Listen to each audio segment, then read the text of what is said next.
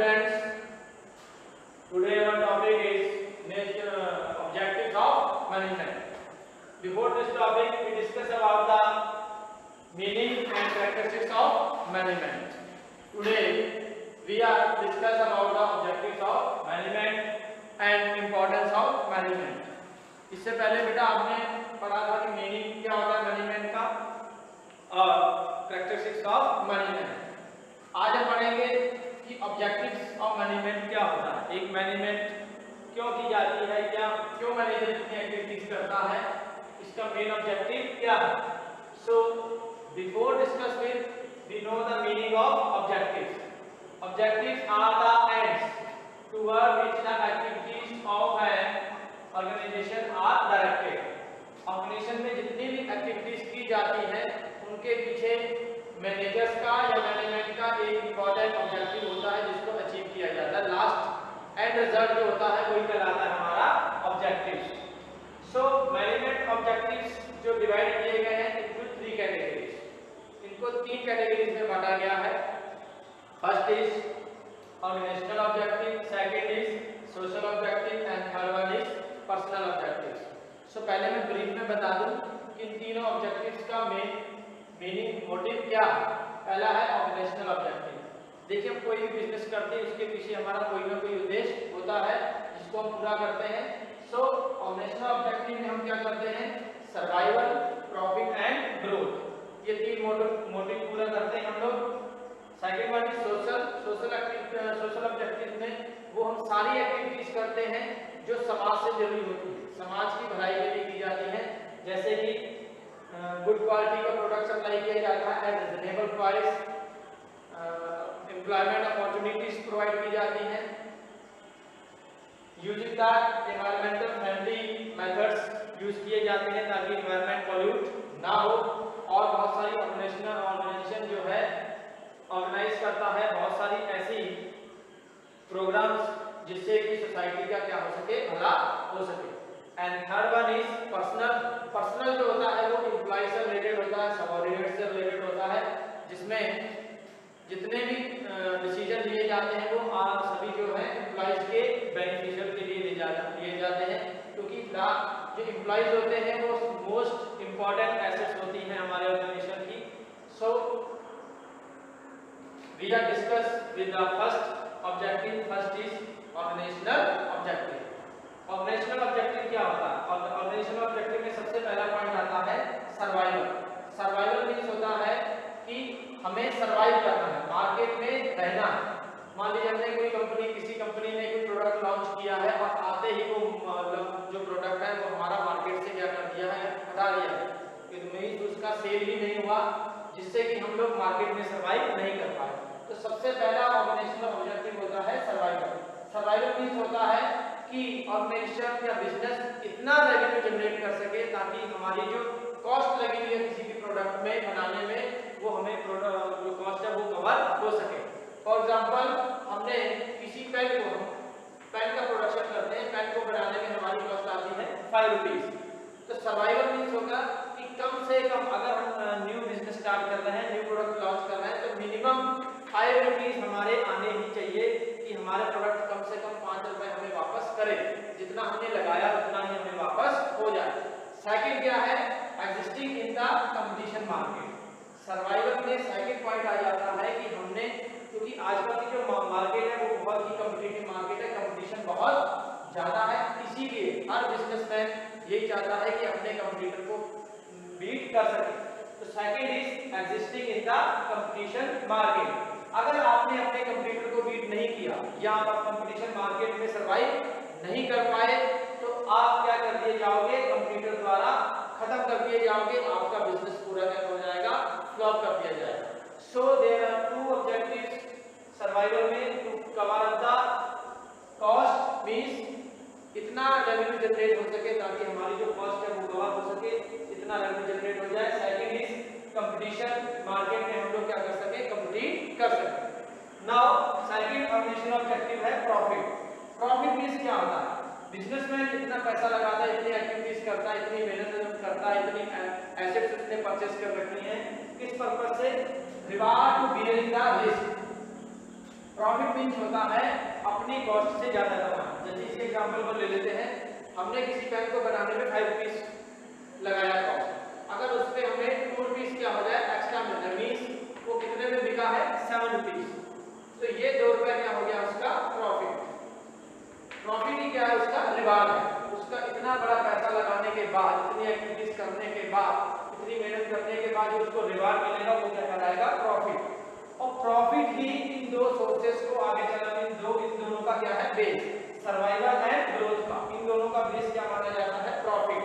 अगर आपको प्रॉफिट नहीं होगा ना तो आप मार्केट में सर्वाइव कर पाओगे और ना ही आप क्या कर सकोगे growth.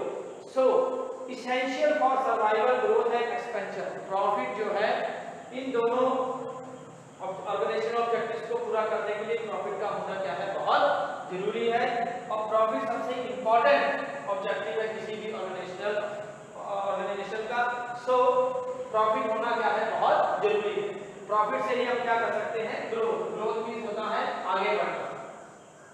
Next is third one is growth. Growth means होता है कि मान लो आपने प्रॉफिट भी कमा लिया, आपने 5 रुपीस की जो कॉस्ट थी वो उसको कवर करके 2 रुपए प्रॉफिट भी कमा लिया। एक बिजनेसमैन प्रॉफिट तक ही सीमित नहीं रहता है, वो हमेशा यही चाहता है कि मैं आगे और ग्रो कर सकूं। ग्रो कैसे होगा कि वो क्या करेगा, नंबर ऑफ ब्रांचेस बढ़ाए, अपनी ब्रांचेस, पहले एक सिटी में उसका बिजनेस चलता था, अब मान लो और सिटीज में भी उसने बिजनेस सेटअप कर दिया। नेक्स्ट उसने अपनी सेल बढ़ाई, टर्नओवर उसने अपना बढ़ा दिया। थर्ड क्या किया उसने, नंबर ऑफ प्रोडक्ट्स, मान लीजिए पहले बनाते थे पेन, अब हमने और प्रोडक्ट्स भी बनाना शुरू कर दिया, मान लो केमिकल्स में बनाया हमने या कलर्स बनाने शुरू कर दिए, या नंबर ऑफ प्रोडक्ट्स को उसने बढ़ा दिया। Next one is number of employees, जहां हमारे पास पहले 500 एम्प्लॉइज काम करते थे वहां पे हमने 600-700 एम्प्लॉइज को काम देना शुरू कर दिया। इसका मतलब क्या है, ये क्या शो करता है कि आप क्या कर रहे हैं, ग्रो कर रहे हैं। So there are 3 organisational objectives, survival, profit and growth. मैं फिर से बता दूं आपको, सर्वाइवल मींस होता है to cover up the cost, means revenue generate करना। प्रॉफिट मींस जब आप अपने प्रोडक्ट को कॉस्ट कवर करने के बाद जो एक्स्ट्रा मनी होता है वो क्या कहलाता है आपका प्रॉफिट, और प्रॉफिट ही आपकी मेहनत का क्या है फल है, और यही इन दोनों को क्या है बेस। ग्रोथ इज जब आप अपने number of employees, number of branches, number of products या नंबर इंक्रीज सेल को आप क्या करते हैं इंक्रीज करते हैं। So there are 3 points in the organisational objective. Second one is social. Social means अब देखो बेटा, हम लोग बिजनेस कहां करते हैं, सोसाइटी में बिजनेस करते हैं। सोसाइटी मींस जितना भी इनपुट्स रॉ मटेरियल है वो कहां से लेते हैं हम लोग, सोसाइटी से लेते हैं, और जितना भी हमारा जो प्रोडक्ट बनता है, जितना भी आउटपुट होता है वो कौन परचेस करता है, सोसाइटी करती है। सो ओवरऑल हमारे चारों तरफ क्या है, सोसाइटी है। सो हर बिजनेसमैन का ये मोटो होना चाहिए कि अगर हमने सोसाइटी से कुछ लिया है तो ये हमारे फीलिंग ये भी होनी चाहिए कि हम भी सोसाइटी को कुछ दें। तो कैसे दे सकते हैं आप, supply of quality product at reasonable prices. Society के प्रति आपकी कुछ जिम्मेदारियां बनती हैं, वो आप कैसे पूरी करेंगे, पहले जितने भी आप प्रोडक्ट बनाएंगे वो अच्छी क्वालिटी के बनाएंगे और उनको रिजनेबल प्राइसेस पे बांटेंगे। ये नहीं कि आपकी बहुत बड़ी कंपनी है, ब्रांडेड कंपनी होगी है तो आपने अपने प्रोडक्ट के रेट क्या कर दिए बहुत ज्यादा कर दिए, नहीं, आप रिजनेबल रेट, ताकि आपकी कवर कॉस्ट भी कवर हो सके और आपको मिनिमम प्रॉफिट भी हो सके। सो पहला सोशल ऑब्जेक्टिव क्या है, supply of quality product at reasonable prices. Second is generate employment opportunities. Second main objective क्या है, ताकि आप जहां पे आप बिजनेस कर रहे हैं वहां के आसपास के लोगों को आप एम्प्लॉयमेंट दें, एम्प्लॉयमेंट जनरेट कर सके ताकि आसपास के लोगों का भी विकास हो सके। Third one is financial support to the communities. Financial support means पैसे से या और किसी पर्पस से आप कम्युनिटी की क्या कर सके, मदद कर सके। Fourth one is using the environmental friendly methods of production. बहुत इंपॉर्टेंट पॉइंट है, इसमें आप क्या करते हैं, मान लिया अगर आप कोई प्रोडक्शन कर रहे हैं तो आप ऐसी कोई टेक्निक्स या ऐसा कोई इतना जहरीला केमिकल यूज नहीं करेंगे जिससे कि आसपास का जो एटमॉस्फेयर है वो पोल्यूट हो सके। सो आप क्या करेंगे, using the environmental friendly methods of production करेंगे। Last one is organising the educational health programs etcetera. हर बिजनेसमैन ये करता है ताकि अपनी अपनी मार्केट में या समाज में अपनी गुडविल बढ़ाने के लिए वो बहुत सारे फ्रेंडली प्रोग्राम्स या ऐसे हेल्थ प्रोग्राम कैंप लगा दे, जैसे ब्लड कैंप लगा दिया या किसी एजुकेशन प्रोवाइड करा देनी, कस्टमर्स को अवेयर कराना, बीच बीच में प्रोग्राम कराना, जिससे कि लोग उस कंपनी को जाने, उस बिजनेस को जाने और लोगों को उसके बारे में, प्रोडक्ट्स के बारे में क्या है जानकारी दी जाए। So here we discuss about the two objectives, organisational objective and social objective. Third one is personal objective. Personal objective related किससे है? एम्प्लॉइज से। जितने भी एम्प्लॉइज हमारे अंदर काम करते हैं उनके बारे में पर्सनल ऑब्जेक्टिव क्या है? टू पे कंप्लीटली सैलरी। फर्स्ट ऑब्जेक्टिव देखिए, सबसे बड़ी एसेट जो मानी जाती है, जो पिलर्स माने जाते हैं ऑर्गेनाइजेशन के, वो माने जाते हैं एम्प्लॉइज। जो भी इंडिविजुअल्स जो हमारे यहाँ पे काम करते हैं उनको सबसे बड़ा पिलर्स माना जाता है, क्योंकि अगर आपके पास अच्छे एम्प्लॉइज है तो आप बहुत ज़्यादा बेनिफिट कमा सकते हैं, और अगर आपके पास बाकी सारी एसेट्स अच्छी हैं, एम्प्लॉइज अच्छे नहीं हैं, तो आप कितने भी अच्छे रिसोर्सेज का यूज कर लीजिए, आप कभी भी सक्सेस नहीं कर सकते। सो पर्सनल ऑब्जेक्टिव में सबसे पहला पॉइंट आता है competitive salary. कंप्लीटिव salary means minimum इतनी सैलरी तो एक एम्प्लॉइज को देंगे जितनी आपका एक कंपटीटर या मार्केट में दूसरी कंपनी का सेम पोस्ट पे उसको सैलरी मिल रही है, जिससे कभी भी एम्प्लॉइज को ये फील ना हो कि मुझे in comparison to the other company ये लोग कम पैसा दे रहे हैं। सो पर्सनल ऑब्जेक्टिव में सबसे पहला पॉइंट आता है competitive salary. So second is personal growth and development. हर व्यक्ति किसी भी ऑर्गेनाइजेशन में जाता है तो हमेशा उनके अलग अलग ऑब्जेक्टिव होते हैं, अलग अलग एम्प्लॉइज के। जैसे किसी को सैलरी चाहिए, किसी को एक्सपीरियंस चाहिए, किसी को इंटर्नशिप चाहिए, किसी को प्रमोशन चाहिए। सो उनका ग्रोथ एंड डेवलपमेंट होना क्या है? जरूरी है बहुत ज्यादा। मान लीजिए जो एम्प्लॉय आपके साथ 10 साल से काम कर रहा है वो सेम पोस्ट पे सेम सैलरी पे काम कर रहा है, तो वो कभी भी मोटिवेट नहीं हो पाएगा। इसीलिए ये ऑर्गेनाइजेशनल या मैनेजमेंट का ऑब्जेक्टिव, ये इम्पोर्टेंट जॉब है, काम है कि वो एम्प्लॉयज की ग्रोथ और डेवलपमेंट के बारे में सोचे। ग्रोथ एंड डेवलपमेंट मीन्स उनके प्रमोशन, बीच बीच में उनको ट्रेनिंग करवाई जाए ताकि उनका जो विकास हो सके। And third point is Pir recognition. Pir recognition means होता है सेल्फ रिस्पेक्ट। देखिए, अगर आप किसी व्यक्ति को मानी कितनी भी सैलरी दे रहे हैं लेकिन उसके साथ बिहेवियर अच्छा नहीं है, आप उसको रिस्पेक्ट नहीं देते हैं, जिसका रीजन आगे जाके रिजल्ट क्या होगा कि वो बंदा आपसे सेटिस्फाई नहीं हो पाएगा और वो जॉब छोड़ के चला जाएगा, जिससे कि जो एम्प्लॉइज का टर्नओवर है वो बहुत ज्यादा होता रहेगा। हर साल आपको नए एम्प्लॉइज रखने पड़ेंगे, पुराने आपको छोड़ के चले जाएंगे। इसीलिए पर्सनल ऑब्जेक्टिव में थर्ड पॉइंट जो आता है पीर रिकॉग्निशन, मतलब हर मैनेजमेंट को ये देखना चाहिए कि जो एम्प्लॉइज है उनको उनके रिस्पेक्ट उनको बहुत देनी चाहिए ताकि वो सेल्फ मोटिवेट हो सके और वो ऑर्गेनाइजेशन से हमेशा जुड़े रह सके। Fourth point is good health and working condition. Last one point आता है पर्सनल ऑब्जेक्टिव में कि जहाँ पे वर्कर्स या एम्प्लॉइज आपके यहाँ काम कर रहे हैं वहाँ की जो वर्किंग कंडीशन है बहुत अच्छी होनी चाहिए। ये नहीं कि आप वर्कर्स काम कर रहे हैं वहाँ पे एटमॉस्फेयर इतना कोल्ड हो जाए या इतना हॉट हो जाए जिससे वो बीमार हो सके, क्योंकि कोई भी एम्प्लॉइज हमेशा यही सोचता है कि यहाँ पे मैं काम कर रहा हूँ वहाँ की वर्किंग कंडीशन क्या होनी चाहिए, बहुत अच्छी होनी चाहिए। ये नहीं कि जितना पैसा कमा रहा हूँ उतना उसकी हेल्थ के ऊपर लग जाए। सो we can discuss about the objectives of the management. First one is organizational, जिसमें हम पढ़ा survival, profit and growth. Second is social. Social में हमने डिस्कस किया था कि कम्युनिटी सोसाइटी के बारे में, उसके एम्प्लॉयमेंट जनरेट करना है, रिजनेबल प्राइस पे गुड्स अच्छी क्वालिटी के होने चाहिए और बहुत सारी जो प्रोग्राम्स हैं जिससे कि सोसाइटी में ऑर्गेनाइजेशन की जो रेपुटेशन है वो अच्छी बनी रहे। And third one is personal objective. Personal objective में आपने पढ़ा है कि एम्प्लॉइज को कंप्लीटली सैलरी मिलनी चाहिए, रिस्पेक्ट मिलनी चाहिए, हेल्थी एटमॉस्फेयर मिलना चाहिए एंड बीच में ग्रोथ एंड डेवलपमेंट प्रोग्राम्स भी होने चाहिए जिससे कि एम्प्लॉइज का डेवलपमेंट हो सके। So our next topic is importance of management. अभी आपने पढ़ा इससे पहले meaning, characteristics and objectives of management and today our last topic is कि मैनेजमेंट क्यों जरूरी है।